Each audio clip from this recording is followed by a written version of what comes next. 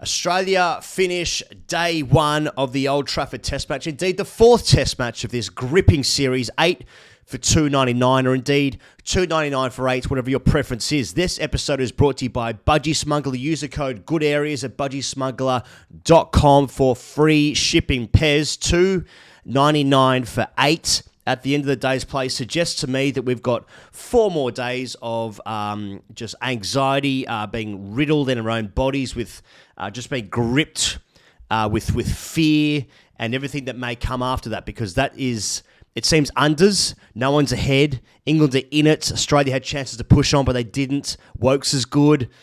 Anderson, last game ever. It's a frustrating score because I know that I'm already in pain. I am once again asking for an hour where I don't have to clench my ass, wondering what anxiety awaits me around the corner. I suppose it's a tribute to the series. People will argue this is good. I disagree greatly. Great to be at Old Trafford. Several shots of that demountable fucking scaffold to heaven, Fuck that. The people up the back watching the cricket and getting a ride on the clouds. Good gear for me. Funny day, both captains want a bowl. The ball nips around all day. It swings all day. I also hear Mark Butcher refer to it as a belter of a pitch, so I'm feeling gaslit already. Half the team made decent starts. The ball took spin on day one, but we're not playing one. And although it moved around and everyone looked like getting out at all costs and all times, we batted it 4 and over. So fucked if I know how cricket works anymore. Because everything happened. I mean, in all seriousness, it's once again, it's just going to get a context from both teams batting on it. I suspect that Australia should have some success with the ball as well. But, at the same time, if a guy makes 40 or 50, you're like, well, why can't that be 240 or 250? If you can get that far, go all the way, please. We're, in Australia, we're gonna focus on, waste and what could have been, and doors that are ajar that you stick your toe through, then get them chopped off by Chris Woakes with the old ball. But I do think that it is some credit to England as well. I also think it's credit to Stokes' captaincy. He made a series of bowling changes that changed the game, and I really do admire how much he hunts for wickets. He stays enterprising all day, and he ends up getting rewards. His bowlers end up rewarding him. So, I say honours even, and let's go clench our asses in 12 hours' time. I just know that England's going to score between 220 and 310, and then it's just, once again, just a 2 innings match if the rain doesn't come. So let's start with the first thing, Pez. Australia's frustrating starts. 4 scores between 41 and 51, plus Warner, who hit 32. I guess to a lesser extent, Carey hit 20 as well. Marnus must feel frustrated that he's got to 50 off 115 balls and misses that ball from Moeen. Okay, it takes a bit of turn, but the guys face 115 balls and it's pretty innocuous delivery. Warner nicks a very full ball off Woakes. Again, look, it's in the area, and but Warner would feel that ball was very drivable. Smith looked like he got done for pace. I've got crow's feet there at him not believing technology again, despite that hitting middle. Travis Head gets suckered into the short ball trap off Broad. Australia lost 5 for 110 between the wickets of Marnus' LBW and Carey's attempted leave. I think everyone faced more than 50 balls except for Cam Green, who faced 29 or 30. There's this frustration, I think, with Australia where at lunch when Steve Smith just bombed Moeen Ali for a fucking enormous 6, and you're just thinking, Australia's looking good. The sun's out. We got the weather. We got the sun. Yeah, Mark Butcher's telling me this deck's an 800 deck. Not his exact words, but it was sort of imbued. And I was just thinking, like, this is the day. This is where Australia can just bat for a day and a half, and you can almost not lose the game from there, especially with rain around. It's supposed to rain on Friday, Saturday, and Sunday, the last 3 days of the game. So maybe Australia's already done enough to secure a draw. I don't know, but just like that, but those frustrations of watching it, and at times glorious drives down the ground and through backward point off the back foot, especially from Smith. A couple of pull shots from Travis Head and even Smith first ball, though he could have been out. Just thinking, well, I think this is the day. They've been sent in. It's 2 for 107 at lunch, going at 4.3 and over. This is it. And then Then I forget. The home team that plays Test cricket is also good in their conditions. God damn it! Yeah. Like, I'm watching it and I'm like, well, Smith's going to make 200 again. Later on in the day, and then earlier on in the day, I'm watching it. I'm like, mate, we're going to be all out for Eiffel 65 here. That band for a long time was called Pistol, and they never knew why. But Australia's 3 for 180, and then they're 5 for 180, and then they're 5 for 250, then they're 7 for 250. Ebb and flow. I'm getting sick of it. Somebody grab it. Somebody do something with it. Somebody smack the game on the bum. David Warner, he's going to make 100. No, he's not. That's 30. But that's 30 that'll get him 6 more Test matches until he's finished. But, we're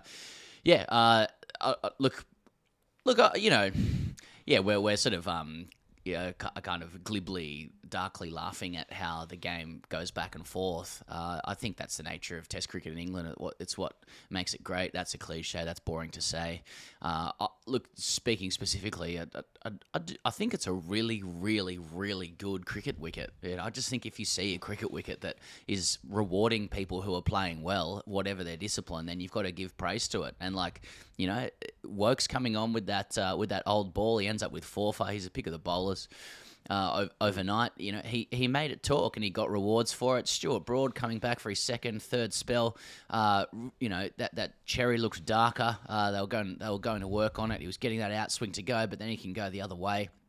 That's just credit to their bowlers. It obviously gets in the heads of the Aussie bats. Nobody locks in, nobody looks settled, and that's pretty much been the theme for the series, except for the feather bed they played on in Edgbaston where Uzi locked in, but nobody can make heaps of runs. So, it just stays close. It seems to reflect the trend of the series. We'll look at the innings in isolation and say, the Aussies were wasteful. Someone should have gone on with it, but there's just a broader trend here, isn't there? Like it's been this way across the whole series. So there has to be explanations that go deeper than just one solitary kind of wasteful day from Australia. But no one can explain it. Let's just talk about it in really boring terms. Nah, I actually think it's this. Concentration. Just speaking of Australia's, just got to concentrate. Yeah. I'm not sure Australia wanted enough, which was the West Indies problem against India. I was super impressed by Mitch Marsh again. Fucking hell. Man. If they go, obviously we're jumping ahead a few days here, but if Australia make a change for the Oval Test match, Cam Green, he's got to do something pretty remarkable, I think, now to get ahead of Mitch Marsh, because it's so counter-attacking, and with him and Travis Head at sort of 5 and 6. I want to say sort of, I mean literally 5 and 6. No, don't commit. Give yourself some wiggle room. Yeah. But he goes, you said 5 and 6. Well, I said sort of. Sort of. It's quite a potent sort of lower to middle order there. But some of the drives down the ground and I mean, he did get 3 full tosses in a row from Moeen Ali, which was helpful. But I'll tell you what, I'm really liking it, and it's obviously a job to do with the ball for him as well, which is Mitch Marsh's Australia. He's Australia's the closest thing to WOAKES, I suppose, that Australia have. I suggest anyway. And we get into the second thing we'll talk about, Chris Woakes, who's obviously he was out in the lurch. He was out of the squad for about a year in the outer of England's squad. He's had 2 fantastic returns already. He finishes with 4 for 52 off 19. He picks up Warner, Marsh, Green, and Carey late in the day with the second new pill. As I said earlier, just trying to leave the ball. The wickets of Marsh and Green were significant moments in the game. His record at Lords is also unbelievable, but they didn't play him. And you look at Jimmy Anderson, whose current series average is 89, who's gone wicketless again. You wonder what might have been had they picked Woakes in that game as well. Though, who could have predicted this? But he's been sensational, Woakes, and obviously a job to do with the bat as well. But it's just it's good in England. It's he's just perfect. It's the right pace. It's relentless. It's a nice haircut. It's a polite smile, like when Smith is fucking ticking off and Woakes, they played Delhi together, didn't they, a couple of years ago in the IPL. He's laughing as well and having a nice time. It's just all very it's all genteel and nice, but he's a fucking killer. He's a killer, Woakes. Just there's so many ways to get you out, pads, nicks, fucking stumps. Yeah. I like it. The ball to get Mitch Marsh is fucking unbelievable. Like it's a leg cutter that seems a foot. And to that point, Mitch Marsh is batting on another planet. My favourite thing about Mitch Marsh's batting is obviously the front foot pull shot, but it's not the sensation of the eyes watching it. It's the sound of the grunt. When he plays a cross bat shot, he grunts as he plays it, and I'm fucking that's loins for me. I don't know about you or the audience at home, but it's loins for me. In bed with my Anzac biscuits. Now, yeah, so Woakes changes the game with that dismissal. Johnny Pouches won. Couldn't have looked more surprised, but fair play to him. He's prone to moments of brilliance like that. Takes the catch, and Australia's up the duff again. Up the duff. That's pregnant, isn't it? Yeah, pregnant with pregnant. Yeah. Yeah, Australia's pregnant with the loss of promise. Yeah, it's not really working, is it? I'd say Australia's... Okay, let me just say it in an Australian way. Australia's in the shit. And not a pig in shit either, because pigs enjoy that. They love that. And there's no more super pigs in the team. So just a little bit of wordplay to work on away from the camera for me. But yeah, Woakes is the pick of the bowlers. It doesn't work. There's nothing modern about it. It's a throwback. I actually wanted to say that. He goes about the first hour of play. The first hour of play today was, or even 45 minutes, was the closest the Ashes have looked to Ashes of old. Like, it was just Anderson and Broad bowling, nipping it around to like Australian opening bats. One of them's getting out, like on the inside, and then the rest of them are like hitting the odd boundary, but ultimately it's just like, leading edges, inside edges, oohs and ahs, like nicks that don't go to hand, and the only difference is that Broad didn't get Warner, and also we were batting at 4 and over somehow. But like that, I was like, oh, at least I've seen this before. I recognize these movements and these patterns. And then Chris Woakes comes on and starts doing his damage as well. So. Yeah. Anyway, yeah. No credit to Chris Woakes in all the ways that we've already mentioned. Mate, great shout with Old Trafford. I mean, that looks a fucking fantastic ground, and not just a fantastic ground, a fucking fantastic ground. Like I love the red of the Emirates. Yeah. I love its connection to Manchester United. I love that there's that scaffolding, which is just fucking ridiculous. Given there's like 8,000 people there, that thing must weigh a fucking ton or several tons. I'm guessing 6,500 tons. Right. Okay. Love to sit up the top of that, tons. just feel a little bit of a rattle or something. That, definitely feel comfortable up there. Also, in 4 years' time, there's no matches in the north, and that's just a fucking disgrace. I mean, that's just straight up a fucking disgrace that there's no games at Leeds or at Old Trafford in 4 years' time when Australia next come to the UK. Anyway, we're talking about just talking about crow's feet, Pezza. Now, let us know what's giving you crow's feet in the comments, and also getting your hashtag AskTGCs. Throughout the rest of this test series. So we've had a couple of people wrote in saying Bumble wearing a hoodie like Zuckerberg was on the coverage was giving people crow's feet. Oh, that's ridiculous. Channel 9 doing a piece on the bloke with the trumpet. Giving people crow's feet. For me, Pez, BAIRSTOW'S catch and the celebration of it on the internet just gave me a little bit of crow's feet. Now, you're completely right. He is prone to moments of brilliance. It was a really important catch at a really important time with a big moment in the game. The idea that Johnny's now figured out his keeping is, I wouldn't say he had a great day yesterday. Takes the catch. He takes the catch. He takes the catch. The position he gets himself in, if you ask any wicket keeper, he is in a shocking position to catch that. Now, I know it's going towards the leg side. He's got weights. His feet are all over the place. It's a good catch. I'm just saying the idea that he's figured it out. Cool thy jets, crow's feet stuff for me. Yeah. Oh, come on. He goes a little bit harsh. Oh. No, yeah. That's good. It's good.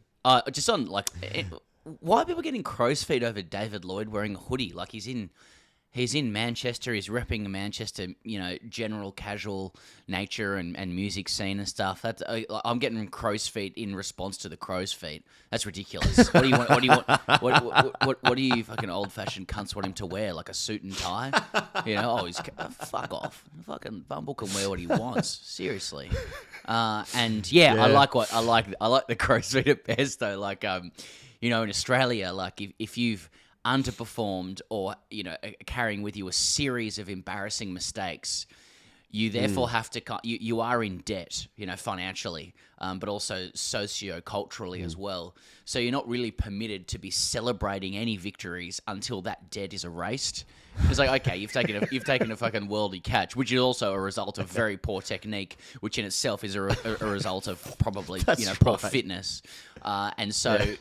Yeah. I'm not really permitting that celebration. You know what I mean? You've got you got a bit of a mountain to climb before you fucking chucking a couple of arms in the air, or a couple of Warwick Farms in the air. There, JB.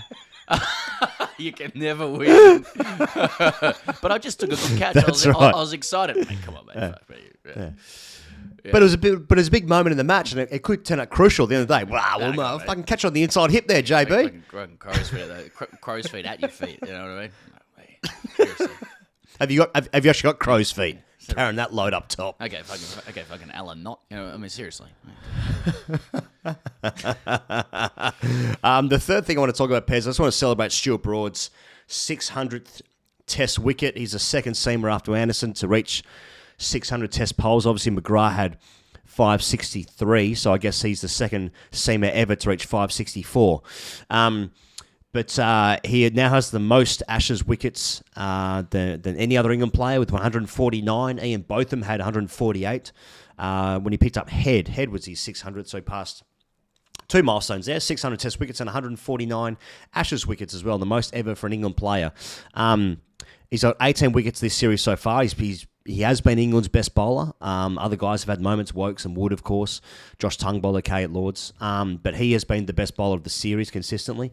I just think about, like, as a fan of sports and as a fan of teams that you go for, all you want is, like, from you guys is you want relentless winning, victories, trophies, celebrations, but most of all, I think, like, you just want memories. Like, you want, like, that's really what sport gives you, like, memories. Like, you often remember where you were when 9/11 happened.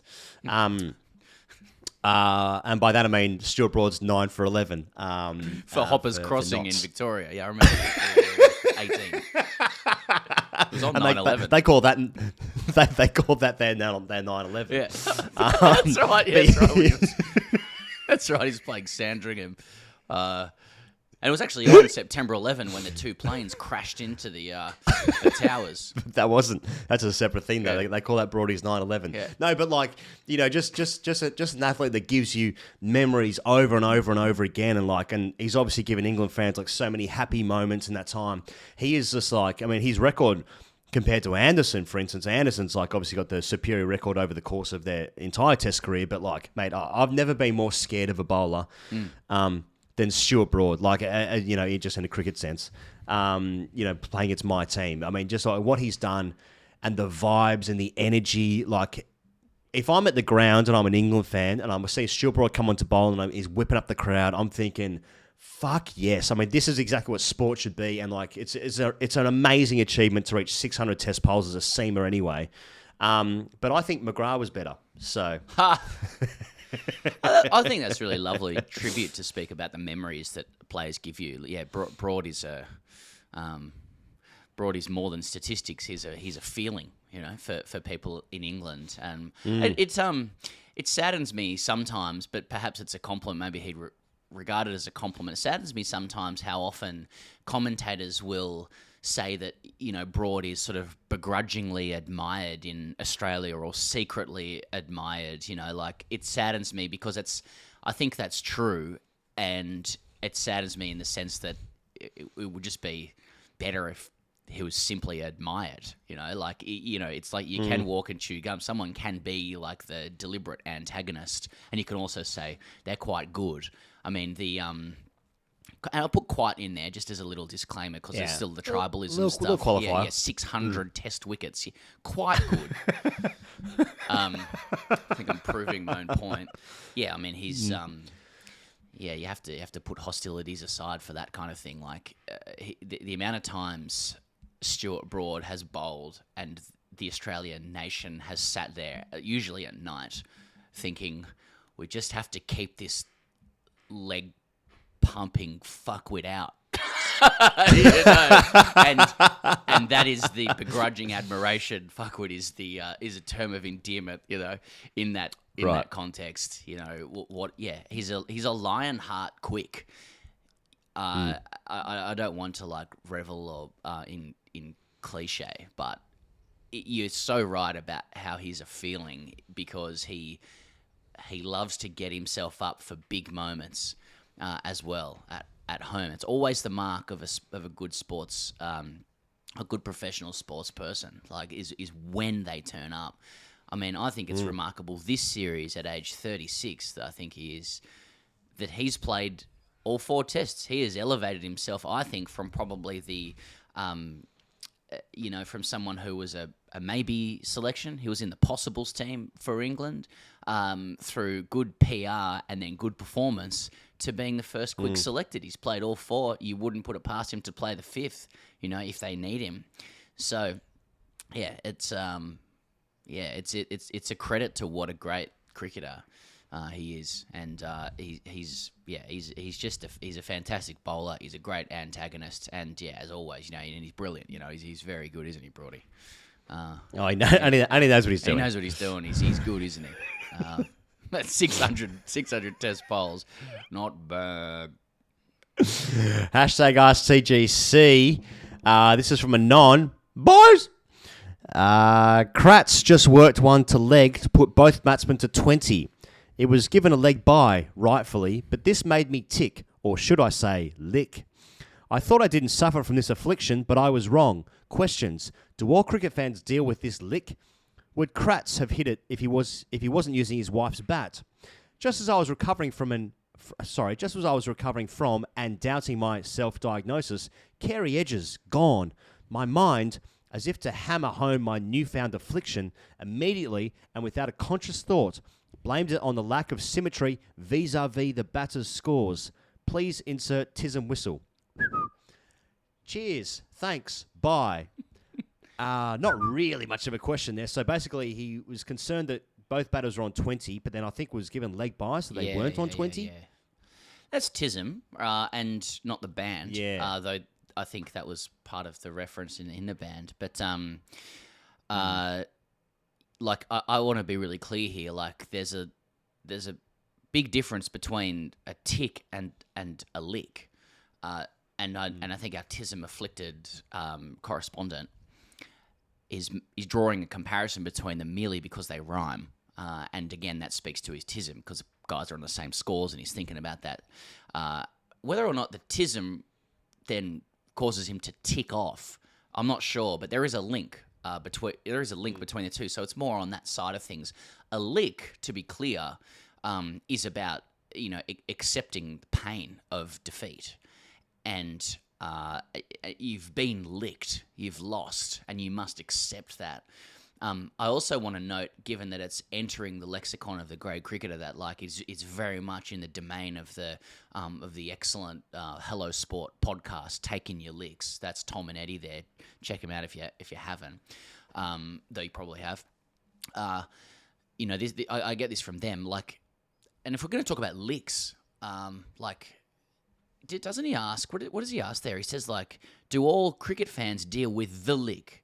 Now, I don't know if he knows what he's talking about there because he's trying to learn the terminology, but all cricket fans take licks. Like, cricket is licks. Like, cricket is licks more than anything else. Cricket is some bits of fun interspersed with mainly licks. And you might even go as far to say, and I will, that life is licks. You know, philosopher Thomas Hobbes, late 1500s, early 1600s or some shit. Like, he said that life... Jack's brother. Yes. He said that, and Calvin's mate. He said that, life was solitary, poor, nasty, brutish, and short. Now, he was referring to life without government, but he was essentially saying the same thing. Life is licks. Most cricket fans have taken more licks than Aussie cricket fans have, like world cricket fans. But when Aussies take a lick, it's a mighty lick because it's a lick that gains the satisfaction of the world. The world is watching as we accept the lick and reveling in the pain. So, yeah, I'm just trying to assist with delineating important terminology between tism, ticks, and licks. I think he might have been talking about a lick of the tism, though. That's Incredible. also possible. So there's also that. But nasty, brutish, and short sounds like a Mark Wood spell. Plenty more of that to come. And we'll be looking forward to that for the next 4 nights here on TGC, where we're just gripped in pain because, you can already see it. It's going to be a close one. Fucking hell. See you tomorrow.